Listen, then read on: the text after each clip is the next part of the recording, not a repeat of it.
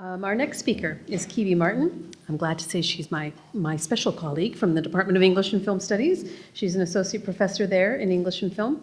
Her talk today draws from her Insight grant-funded research and is titled Reconciliation or Treaty Relationships. Keavy.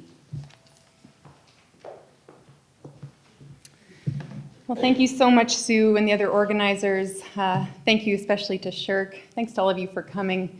I also want to begin today by acknowledging the nations of Treaty Number 6 and also the Métis and Blackfoot nations whose territory the University of Alberta is located in. There's a lot of buzz these days about reconciliation. The Truth and Reconciliation Commission on Indian Residential Schools, which came to Edmonton in the spring of 2014, is now concluding its work, and it has released a series of 94 calls to action. And across the country, organizations, universities like this one, are trying to think about ways to respond to those calls in order to help remove some of the systemic barriers facing Indigenous peoples in Canada. But one of the challenges that they face is the concept of reconciliation itself. Although the TRC has consistently defined reconciliation as a series of relationships that honor Indigenous rights, many scholars have pointed out a series of flaws with that term. And this is just to give you a few examples.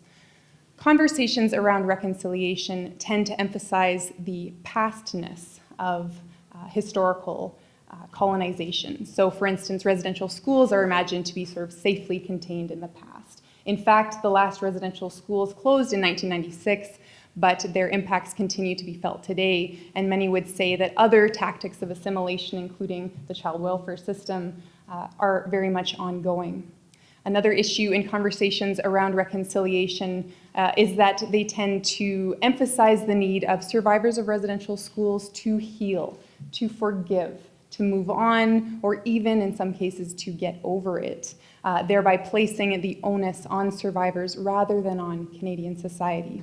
And perhaps most importantly, the discourse of reconciliation has tended to obscure issues of ongoing colonialism.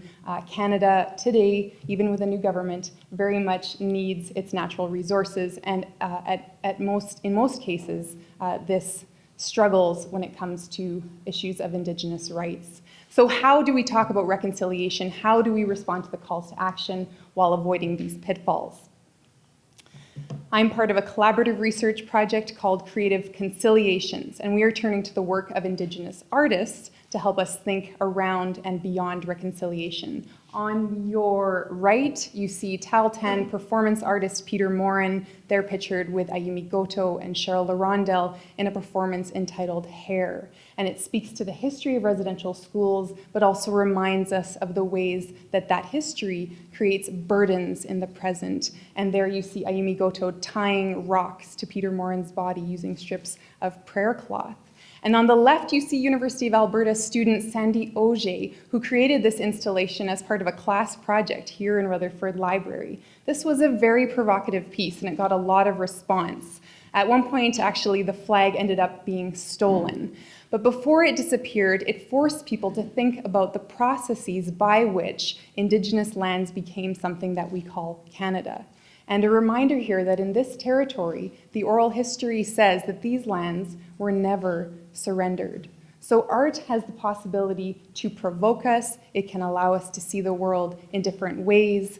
And our research team is very much inspired by these artists.